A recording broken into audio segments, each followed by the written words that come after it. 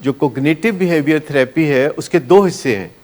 ایک ہے خیال پہ کام کرنا جس کی اجازت لوگ آسانی سے نہیں دیتے, اور ایک ہے موڈ پہ کام کرنا جس کی اجازت لوگ آسانی سے دیتے ہیں. اور ان دونوں چیزوں کے نتیجے میں آپ کا جو بیہیویئر ہے وہ بدل جاتا ہے. یعنی بعض اوقات موڈ کی بہتری کے لیے دوا دینی پڑے گی, اور بعض اوقات موڈ کی بہتری کے لیے بات کرنی پڑے گی, اور جو خیال ہے اس کی بہتری کے لیے بھی دونوں چیزوں کی ضرورت ہے.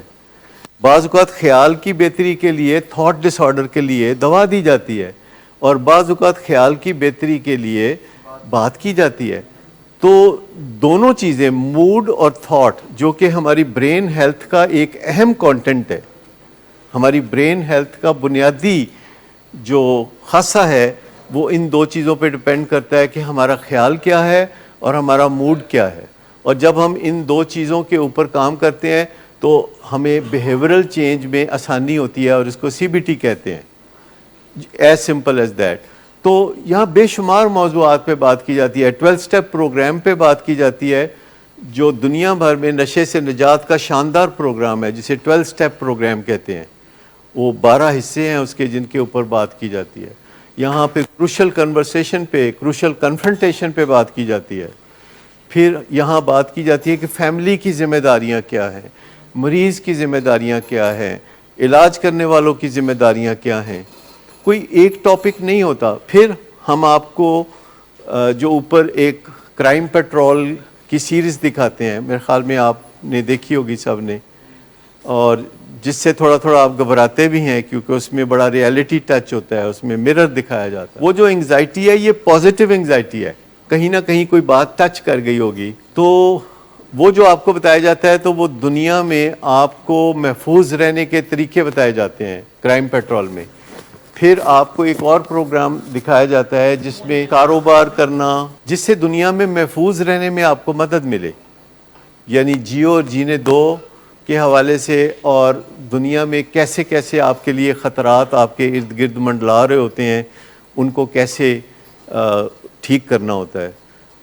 اور ایک چیز جو آپ اچھی طرح جانتے ہیں کہ نشے کی بیماری کے ساتھ کریکٹر ڈیفیکٹس ایڈ ہونے لگتے ہیں. کئی لوگ سمجھتے ہیں کہ جو لوگ نشہ کرتے ہیں ان کا کریکٹر خراب ہوتا ہے. یہ بات درست نہیں ہے. جب لوگ نشہ شروع کرتے ہیں تو کریکٹر ٹھیک ہوتا ہے, لیکن جب وہ نشہ کرتے ہیں تو اس کے ساتھ ساتھ کریکٹر خراب ہونا شروع ہوتا ہے. نشہ کریکٹر کی خرابی کی طرف آپ کو مائل کرتا ہے. مجھے بتائیں کہ اگر کسی بندے نے کوئی برائی کرنی ہو اور اس کے اندر رکاوٹ ہو, کوئی ہیزیٹیشن ہو, تو لوگ ایسے موقع پہ کیا کرتے ہیں؟ تو وہ شراب پی کے تو پھر یہ کام کرتے ہیں. انہیبیشن یعنی رکاوٹ جو ہے وہ ڈیکریز ہو جاتی ہے. میں آپ کو بتاؤں کہ یہ جو نشہ ہے, کسی بھی قسم کا نشہ, وہ پٹری سے اتارنے میں ماہر ہے.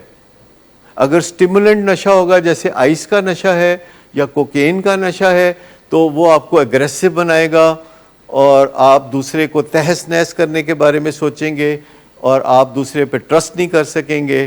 آپ کو لگے گا کہ یہ میرے خلاف کوئی سازش کر رہے ہیں.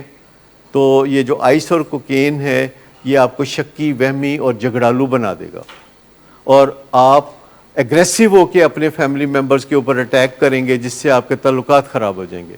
یہ جو چرس کا نشہ ہے یہ مائنڈ بینڈر ہے, یہ آپ کے خیالات کو ہی بدل دیتا ہے.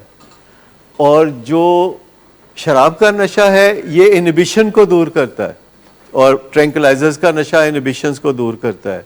جو نارکوٹکس کا نشہ ہے وہ جسمانی اور ذہنی تکلیف کو بلا دیتا ہے, اور بندے کو کوئی تکلیف محسوس نہیں ہوتی, اور وہ ڈیئرنگ ہو کے ہر سٹیپ لینے کی کوشش کرتا ہے.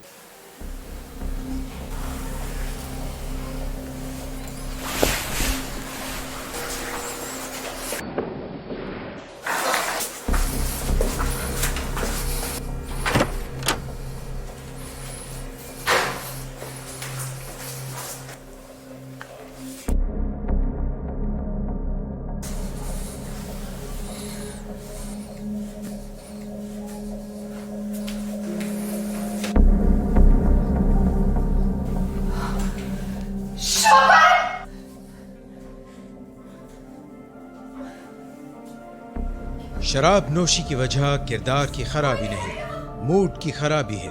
شراب نوشی کبھی بھی نشے کی بیماری میں بدل سکتی ہے. نشے کی بیماری ہر سٹیج پر قابل علاج ہے. مدد حاصل کیجیے کیونکہ وہ ایسا نہیں کرے گا. ولنگ ویز سے مدد حاصل کیجیے. کہیں سے بھی مدد حاصل کیجیے لیکن فوری مدد حاصل کیجیے. جس معجزے کے انتظار میں آپ نے بہت دیر کر دی اب وہ دستک دے رہا ہے. مدد حاصل کیجیے. مدد حاصل کیجیے. مدد حاصل کیجیے.